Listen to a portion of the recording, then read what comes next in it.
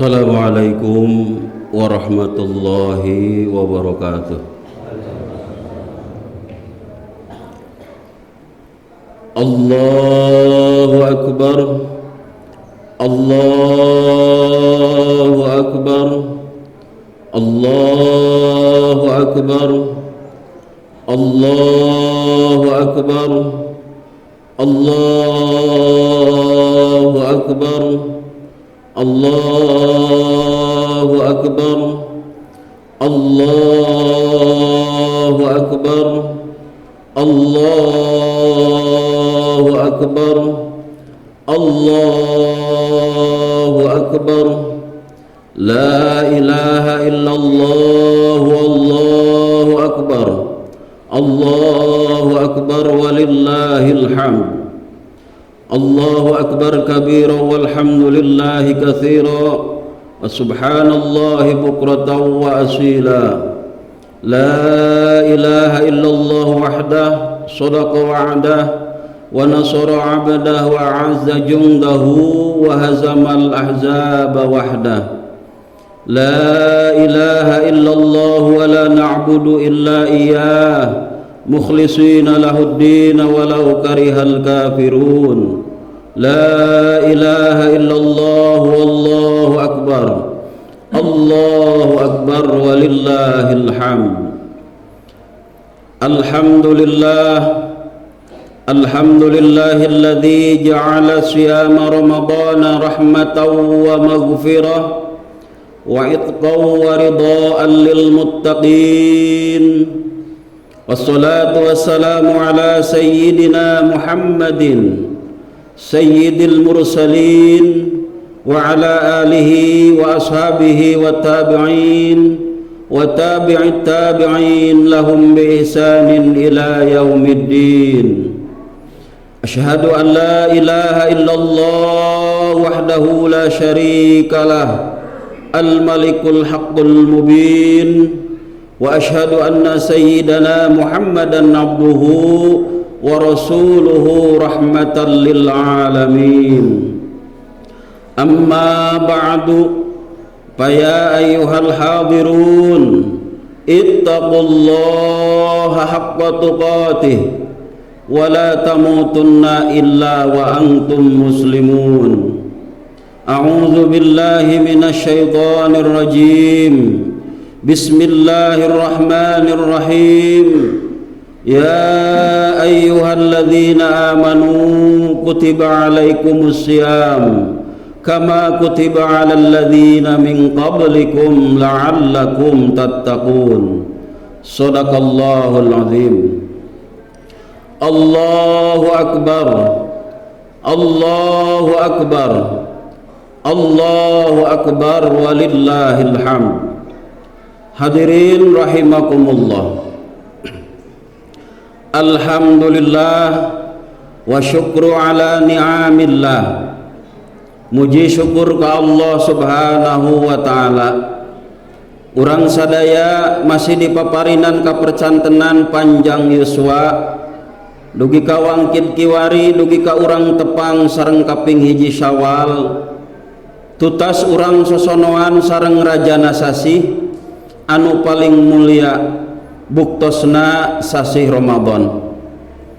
Anu dina dinten ieu Allah maparinan hadiah anu ngalimpah ruah, anu mangrupi rahmat magfirah oge karidhoan Allah subhanahu wa ta'ala ka urang sadayana. Dina kasempatan nu mulia ieu khatib sejauh majak khususna ka pribadi khatib, umumna ka sadaya jemaah, mangga urang sami-sami ningkatkeun katakwaan urang ka Allah subhanahu wa ta'ala. Takwa anu tiasa nganteur salametna urang sadayana di dunya rawuh akhirat jaga. Amin ya Allah ya rabbal alamin. Allahu akbar, Allahu akbar, Allahu akbar walillahil hamd. Tina sapalih anugerah Gusti Allah subhanahu wa ta'ala aya 5 waktu anu jadi kafarat tina dosa-dosa urang. mun seug urang ngamanfaatkeun eta waktu pikeun taubat sareng ibadah ka mantena. Di antarana nyaeta salat fardu nu 5 waktu, nu kadua salat Jumaah, puasa Ramadan, ibadah haji oge ibadah umroh. Hal ieu dumasar kana dawuhan Rasulullah sallallahu alaihi wasallam, as-shalawatul khamsu wal jum'atu ilal jum'ati wa ramadanu ila ramadana wal umratu ilal umrati wal hajju ilal hajji mukaffaratun lima bainahunna. Salat 5 waktu eta ngahapus kana dosa nu aya antara salat jeung salat. Salat Jumaah ngahapus kana dosa antara Jumaah ka Jumaah. Puasa di bulan Ramadan oge ngahapus kana dosa antara Ramadan ka Ramadan. Ibadah umroh ngahapus kana dosa antara umroh ka umroh. Oge ibadah haji ngahapus kana dosa antara ibadah haji jeung ibadah haji anu geus kaliwat. Hadirin kaum muslimin anu mulia, secara umum Allah ngadawuh, innal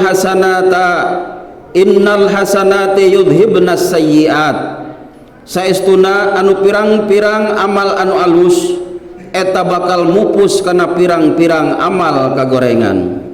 Allahu akbar, Allahu akbar, Allahu akbar, walillahil hamd. Rasulullah sallallahu alaihi wasallam dina hadis qudsi ngadawuh, di mana-mana umat Islam rengse puasa dina bulan Ramadan, tuluy isukna kaluar ti imah nuju ke tempat salat Idul Fitri, maka Allah ngadawuh, ya para malaikat kami saksian ku aranjeun kabeh, kami geus ngahampura kana dosa-dosa maranehna saperti orok anu karagubrak lahir ti gua garba indungna. Hadirin kaum muslimin anu mulia, kusabab kitu ieu poe teh disebut Idul Fitri, anu hartina balik deui kana kasucian, bebas tina dosa-dosa. Mugia urang sadayana kalebet kana golongan anu kembali deui kana kasucian, anu memang urang ti awalna suci, gubrag ka alam dunya urang kakotoran kulaku lampah urang sorangan. Ayeuna tepung jeung bulan Ramadan urang diisat awak dilatih diri pikeun salawasna urang taqarrub munajat ka Allah Subhanahu wa taala, ngadeketkeun diri ka mantena, tur urang ngayakeun pertaubatan tina sagala dosa anu dipilampah samemeh bulan Ramadan anu geus kaliwat. Mugia naon anu ku urang dipilampah dina salebeting bulan Ramadan anu tos kalangkung, urang aya dina panampian Allah Subhanahu wa taala, dosa-dosa urang dihampura ku mantena, tur urang kalebet ka golongan jalma anu takwa. Bari jeung kaayaan urang lir ibarat anu digambarkeun ku Rasulullah Muhammad sallallahu alaihi wasallam, kal yaumi waladathu ummuh, anu karek gubrag lahir ka alam dunya. Amin ya Allah ya rabbal alamin. Urang ngadoa, ja'alanallahu minal a'idina wal faizin, taqabbalallahu minna wa minkum siyamana wa siyamakum, amin ya rabbal alamin. Allahu akbar, Allahu akbar, Allahu akbar, walillahil hamd. Hadirin kaum muslimin anu mulia, sahabat Anas bin Malik radhiyallahu an ngadawuh, lil mu'minina khamsatu a'yadin, tetep pikeun jalma nu mukmin boga 5 rupa poe riaya. Anu kahiji, tiap-tiap poe anu dina eta poe teu tumiba kana dosa, teu milampah kana maksiat, maka eta poe kaasup poe riaya keur eta jalma. Anu kadua, poean nalika maot eta jalma bari mawa iman mawa Islam, bari jeung cirina dina akhir kalimatna dina hirup ngucapkeun 2 kalimah syahadat, oge salamet tina godaan setan dina waktu sakarat, maka eta poe kaasup poe riaya pikeun manehna. anu katilu dina poean mentas siratal mustaqim dina poe kiamah eta jalma salamet mentasna oge salamet tina pakewuh dina poe kiamah oge salamet tina dakwaan permusuhan jeung papada manusia oge salamet tina siksaan neraka maka eta poe kaasup poe riaya pikeun manehna. Anu kaopat poean hiji jalma asup ka sawarga anu jadi putusan ti Allah subhanahu wa ta'ala kalayan rahmatna oge salamet tina neraka jahanam maka eta poe kaasup poe riaya keur manehna. Anu kalima poean hiji jalma tepang sareng Gusti Allah anu geus janji yen nalika urang ngalaksanakeun puasa di bulan Ramadan bakal menang dua kabungah di antara bungahna anu kadua nyaeta urang tepang sareng Gusti Allah Rabbul Alamin. Lamun seug ieu geus kacumponan ningali Gusti Allah maka eta poe kaasup poe riaya nu sajati. Mudah-mudahan urang sadayana lain hungkul menang poe riaya Idul Fitri tapi urang menangkeun 5 poe riaya anu tos diunggelkeun munggaran. Amin ya Allah ya Rabbal Alamin. Hadirin kaum muslimin anu sami-sami miharep ridha Allah. Dawuhan Rasulullah sallallahu alaihi wasallam, "Lisaimina farhatani, farhatun ingdal iftari wa farhatun ingda liqa'i rabbih." Pikeun jalma nu puasa aya 2 kabungah. Bunga kahiji nalika buka puasa saban maghrib oge buka puasa sabada tamat puasa sabulan nyaeta tepungna sareng Idul Fitri. Bunga nu kadua nyaeta bunga nalika tepung sareng Allah subhanahu wa ta'ala di jero sawarga. Dina ieu pisan janji Allah subhanahu wa ta'ala ayeuna urang tepung sareng kaping hiji Sawal urang naraos bingahna sapala putra urang kumpul ngariung nu jauh cunduk nu anggang datang pikeun datang ka tanah kalahiran pikeun ngarayakeun poe raya Idul Fitri. Ieu hal jadi hiji tanda yen ngaitna batin ti batin antara sasama jeung sasama dihijikeun ku hiji hal anu jadi kasempatan nu mulia ieu nyaeta sumpingna kaping hiji Syawal anu kalebet anu istilahna disebat Idul Fitri. Kembali kana kasucian hartosna urang diingetkeun deui yen baheula urang teh aya dina kasucian urang aya di sawarga nu diwakilan ku bapa urang sadayana bapana manusia nyaeta Kanjeng Nabi Adam alaihi salatu wasalam. Tapi ku sabab kesalahan anu dilakukan ku anjeuna maka urang ditakdirkeun ku Allah subhanahu wa ta'ala jadi khalifatu fil ardi nyaeta urang jadi pamimpin di alam dunya. Ieu hal anu jadi bukti yen geuningan asup ka sawarga teh henteu begitu saja gampang tapi kudu melalui proses-proses kudu melalui tahapan-tahapan anu bentukna nyaeta pembuktian keimanan urang sadayana. Sabulan kamari urang ngabuktikeun kana keimanan urang anu luyu sareng anu digero ku Allah subhanahu wa ta'ala anu jadi hiji kewajiban urang sadayana nyaeta puasa sabulan dina bulan Ramadan. Mudah-mudahan urang sadayana dina bulan Ramadan ngalaksanakeun amaliyah-amaliyah sanaos urang sakasampeurna sanaos urang sakamampuhna ilmu nu aya di diri urang tapi urang tetap ulah putus harapan ulah putus hal anu memang jadi rahmat Allah subhanahu wa ta'ala nyaeta urang mandap-mandap kana karidoan mantena yen urang sadayana amal teh sing aya dina panampian mantena. Amin ya Allah ya Rabbal Alamin. Bari dina penghujung urang ngaluarkeun zakat fitrah anu mangrupakeun hiji tanda yen sampurnana ibadah puasa urang dina bulan Ramadan. Dawuhan Rasulullah sallallahu alaihi wasallam, "Man a'ta shadaqatal fitri kana lahu asyrata asya." Sing saha jalma nu ngaluarkeun zakat fitrah maka eta jalma bakal meunang 10 kamuliaan. Anu kahiji suci dirina tina pirang-pirang dosa. Anu kadua dibebaskeun tina siksa neraka. Anu katilu puasana dijamin ditampi ku Allah Subhanahu wa taala. Nu kaopat dijanjikeun ku Allah Subhanahu wa taala lebet ka sawarga. Anu kalima bakal bijil ti kuburna dina kayaan salamet bari aman. Anu kagenep sakabeh amalna dina taun eta bakal ditarima ku Allah Subhanahu wa taala. Anu katujuh misti bakal ngarawat kana syafaat kaula saur Kanjeng Nabi Muhammad sallallahu alaihi wasallam jaga dina poe kiamah. Anu kadalapan bakal salamet muntas siratal mustaqim. Anu kasalapan manfaat ngaluarkeun zakat fitrahnya eta timbangan amal solehna bakal leuwih berat batan timbangan amal salahna. Anu kasapuluh dipupus ngaran eta jalma tina buku daftaran jalma-jalma anu bakal cilaka. Ieu manfaat mudah-mudahan kenging ku urang sadayana. Amin ya Allah ya rabbal alamin.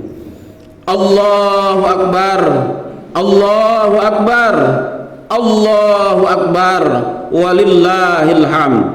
Hadirin rahimakumullah, sing emut yen di tengah-tengah kabagjaan urang ayeuna dina poe raya Idul Fitri urang sadayana diintip ku makhluk nu dilaknat ku Allah Subhanahu wa taala. Buktina nyaeta iblis sareng balad-baladna anu baris ngahancurkeun kana kabagjaan urang salaku umat Islam, salaku umatna Kanjeng Nabi Muhammad sallallahu alaihi wasallam.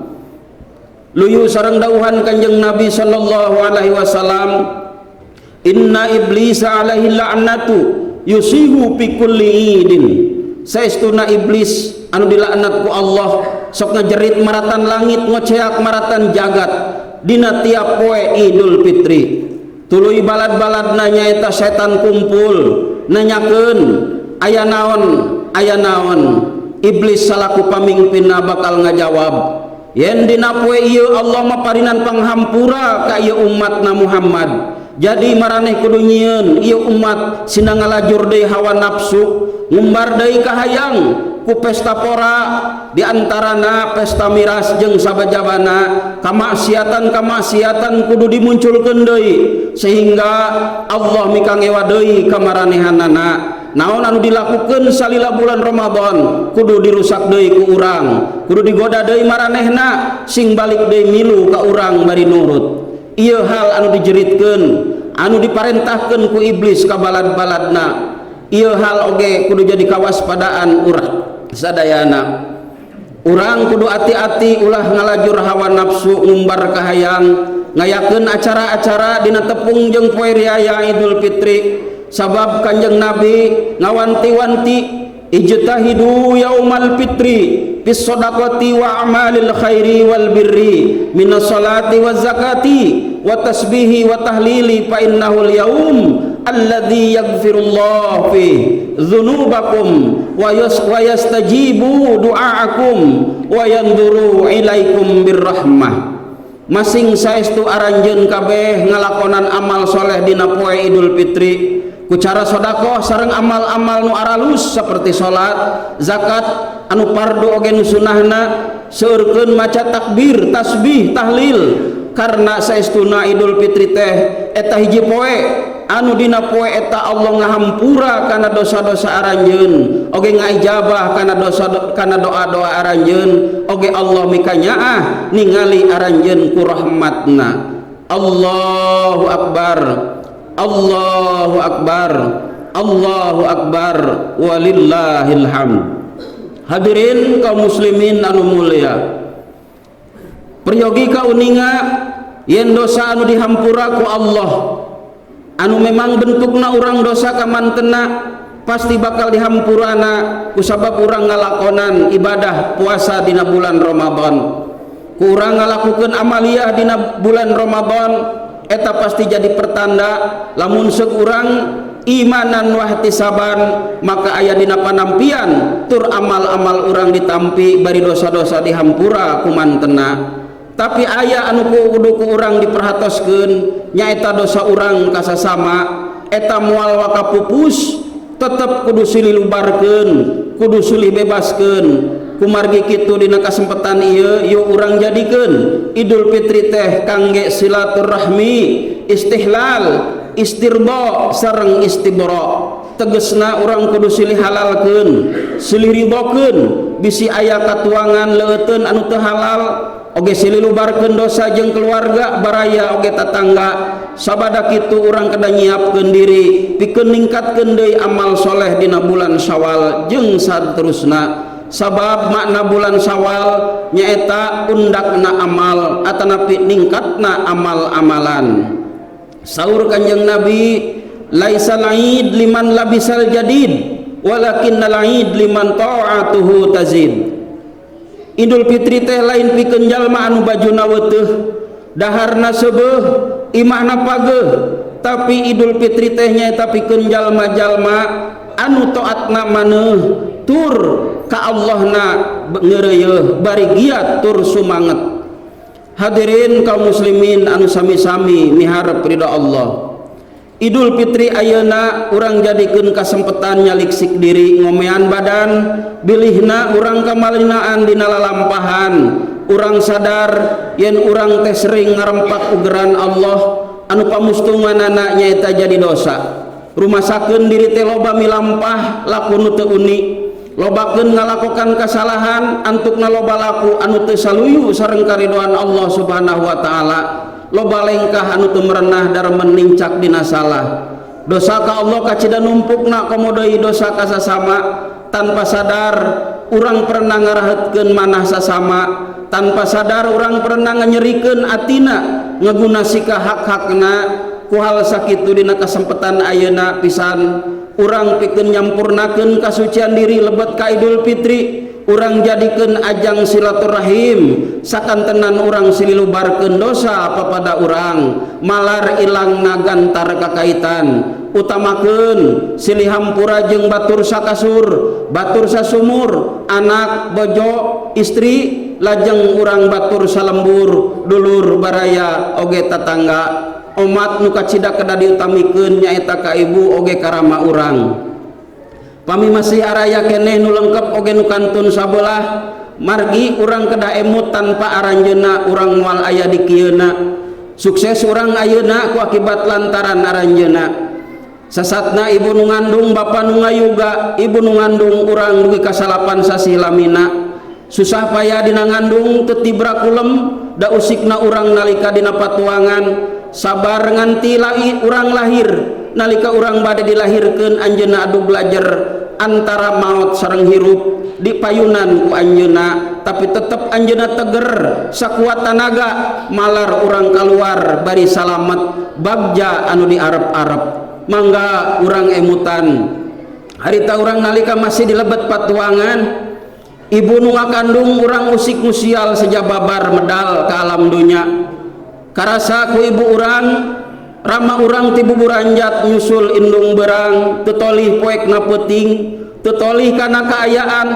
Ibu urang adu belajar guyang getih ti pepereket sakuat tanaga pikeun ngaluarkeun urang bubrag ka alam dunya.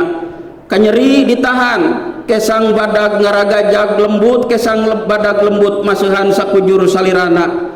Cisoca harapan bagja ngembang dina tungtung soca, miharep yen urang lahir babar ka alam dunya, najan tandona nyawa teu paduli asal urang salamet babar ka alam dunya. Teu kitu wungkul ngaripuhkeun urang ka anjeunna sabada urang lahir, saripati anjeunna disadap ku urang salami 2 tahun, obona urang, merekelana urang, baongna urang, bangorna urang jadi ujian kasambaran ibu rama urang dina ngatik ngadidik ngurus urang harita. Aranjeuna teu tibra kurang kulem, teu wareg dina leueut, tuang jeung sabangsana, hiji harapan urang salaku anakna mendak jeung bagja. Matak sok aya babasan ka bagja kolot bisa jadi ka bagja urang salaku anak, tapi cantang tu ka bagja kolot, banda kolot bisa jadi banda anak, tapi cantang tu lamun anak bagja kolot bilu bagja. Kadang anak bagja kolot ditamelarkeun, teu dilongok-longok acan diantep sakarepna. Padahal meme sukses urang teh diatik, dididik, diurus ku marantena, tapi nalika urang sukses aya dina kabungah teu pisan ngaraoskeun ka bungah urang anu salaku anakna, ieu kudu jadi perhatosan urang sadayana. Urang kudu sadar yen ayeuna urang dina kaayaan kieu rarasaan teh asa kamari urang diaais ku ibu urang, digagandong ku bapa, dipapangku ku ibu, dinangna dinengnek ku aranjeuna. Asa kamari urang diajarkeun nyarita, ditungtun, dituyun, dilempang, diawur ku pangasuh nu satuhu, diais ku kaasih nu wening, berang jadi carita, peuting jadi impian. Dina pareng urang katarajang teu damang, dampal panangan ibu rama silih baganti ngusapan urang. Segrukna ceurik indung urang, nangisna bapa urang, kecelakna cisoca anu ngalembereh, anu memang aranjeuna teu pernah pendak sareng bagja. Ukur bagjana pikeun palaputrana urang salaku anakna, ieu kudu jadi perhatosan urang sadayana. Yen kadeudeuh anu meuweuh tina galeuh anu maneh ti aranjeuna moal laput ku usum, moal laas ku ulamna mangsa, nu matak tayahan deulem nu bisa diteundeun tayahan juang geusan jadi panundaan. Jasa ka cinta ka asih oge kanya anjeunna, kacida ageungna pisan ka urang sadaya salaku palaputrana. Sawadina dina kasempetan ayeuna urang utamikeun ka aranjeuna pikeun nu masih kene aya ibu ramana kudu bingah, sabab jalan pisawargaeun masih kene ngageblai muka. Sok rumawat baktikeun diri urang ka anjeunna, pidamal kasayan ka aranjeunna, tepangan aranjeunna, cium pananganna, rangkul masing pageuh, tubruk lahunanana, suhunkeun hampura ka aranjeunna, suhunkeun piduana, mun tiasa cium sampeanana, sabab sampean eta anu memang kerja keras pikeun ngawangun urang sejatina urang salaku putrana sehingga urang ayeuna sukses. Sabab loba jalma nu ngarasa kaduhung nalika bade mindamel kasayan ka ibu ramana, aranjeuna tos teu aya. Kiwari aranjeuna ditamelarkeun keur ayana, kiwari kaduhung sabab rek nyieun kasayan, ukur aya pamakaman tunggul anu ting parentul, nisan anu jadi ciri, nyegrukna ceurik lain dina lahunan, kiwari ukur dina tutunggul anu ting parentul, tutunggul anu ngajegir anu jadi ciri yen geuningan ibu rama urang teh tos teu aya di kieuna. Karak rata-rata urang karak sadar yen geuningan ibu rama urang teh anu sakitu tos asihna ka urang, nyaahna ka urang ayeuna teu aya di alam dunya. Ieu kadang loba jalma kaduhung sanggeus ibu ramana teu aya. Padahal lamun seug waspada, hati-hati yen aranjeuna teh jadi jalan sawarga kangge urang sadayana. Lamun urang bakti ka ibu rama, janji Allah, ridallah fi ridal walidain, suhtullah fi suhtil walidain. Ridho Allah aya dina ridho ibu rama, benduna Allah aya dina bendu ibu rama. Nu matak lamun seug urang ngajahetkeun manah-manah aranjeuna, yuk urang gawatkeun, nyuhunkeun hapunten ka anjeunna. Bilih aya cariosan anu awon anu kaluar tina lisan-lisan ibu urang, tina lisan bapa urang, sehingga urang jadi masakat kahirupan, jadi susah dina kahirupan. Sabab mungkin bae ayeuna urang susah dina nandangan kahirupan, aya dosa anu teu acan menta dihampura ka ibu ka rama urang anu mantak jaheutna mamanahan aranjeuna. Sabab sakeclak cisoca anu jadi kanyeri ibu rama urang eta bakil jadi mamala dunya sareng akhirat urang sadayana. Hadirin kaum muslimin anu mulia, wajar tur pantes lamun dina kasempatan ayeuna malah lain wungkul ayeuna salawasna urang ngadoa ka mantena, Allahumma gfirli wa liwalidayya warhamhuma kama rabbayani shaghira. Urang ngadoa ka Allah Subhanahu wa taala, mudah-mudahan Allah ngahampura kana dosa-dosa aranjeuna, mugia mantena mika welas mika asih ka aranjeuna sapertos aranjeuna mika welas mika asih ka urang sadayana. Allahu akbar, Allahu akbar. Allahu Akbar walillahil hamd. Hadirin rahimakumullah, pamungkas tina khutbah kiwari mugia urang sadayana ibadah urang ditampi ku Allah Subhanahu wa taala, kalepatan kahilapan urang sadayana aya dina hapunten ti Allah Subhanahu wa taala, tur taufik hidayah dipasikeun ka urang sadayana pikeun mapag poe isuk jeung saterasna. Amin ya Allah ya rabbal alamin. Barakallahu li wa lakum, ja'alanallahu wa iyyakum minal aidin wal faizin wal maqbulin wa adkhalana wa iyyakum fi zumrati ibadihi salihin.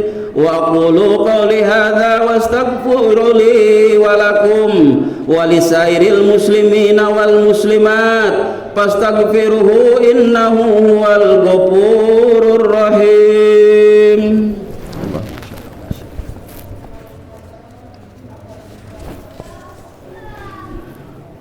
Allahu Akbar, Allahu Akbar, Allahu Akbar, Allahu Akbar, Allahu Akbar, Allahu Akbar, Allahu Akbar, la ilaha illallah, wallahu akbar, Allahu akbar walillahil hamd. Alhamdulillah, alhamdulillahi wahibil atiyah, wassalatu wassalamu ala khairil bariyah sayyidina Muhammadin wa ala alihi wa ashabihi dhawin nufusiz zakiyah, salatan wa salaman daimaini mutalazimaini ila yaumil qiyamah. Asyhadu an la ilaha illallah wahdahu la syarika lah, wa asyhadu anna sayyidana Muhammadan abduhu wa rasuluhu la nabiyya ba'dah. Amma ba'du ayyuhal hadirun, ittaqullaha bisirri wal alaniyah la'allakum tafuzuna fid dunya wal akhirah. A'udzu billahi minasy syaithanir rajim. Bismillahirrahmanirrahim. Innallaha wa malaikatahu yusholluna 'alan nabi ya ayyuhalladzina amanu shallu 'alaihi wa sallimu taslima. Allahumma shalli wa sallim ala hadan nabiyil karim sayyidina Muhammadin wa ala alihi wa sahbihi ajma'in. Amin ya rabbal alamin. Allahumma ighfir lil muslimina wal muslimat wal mu'minina wal mu'minat al ahya'i minhum wal amwat wa ya qadiyal hajat innaka sami'un qaribun mujibud da'wat. Allahumma adfa' anna al-ghala wal bala wal waba wal fahsya wal faratan wal munkar was suyuf al mukhtalifata wasyadaid wal mihan ma dhahara minha wa ma batan min buldanil muslimina 'amah wa min buldanina khassah wa min buldanil muslimina 'amah wa min buldanil muslimina khassah. Innaka ala kulli syai'in qadir. Allahumma ij'alna minal a'idin wal faizin wal maqbulin waj'alna min ahlil jannati ma'al abrar minan nabiyyin wasiddiqin wasyuhada'i wassalihin wa ahli ta'atika ajma'in min ahli samawati wal ardin birahmatika ya arhamar rahimin. Allahumma inna nas'aluka al-'afwa wal 'afiyah fid din wad dunya wal akhirah. Allahumma ansurna fa innaka khairun nasirin waftah lana fa innaka khairul fatihin warzuqna fa innaka khairur raziqin waghfir lana fa innaka khairul ghafirin wahdina wa najjina minal qaumidh dhalimin. Rabbana zalamna anfusana wa illam taghfir lana wa tarhamna lanakunanna minal khasirin. Rabbana atina fid dunya hasanah wa fil akhirati hasanah wa qina adzabannar walhamdulillahi rabbil alamin. Ibadallah, innallaha ya'muru bil adli wal ihsan wa ita'i dzil qurba wa yanha 'anil fahsya'i wal munkari wal baghi ya'idzukum la'allakum tadhakkarun. Wa la dzikrullahi akbar. Assalamu alaikum warahmatullahi wabarakatuh.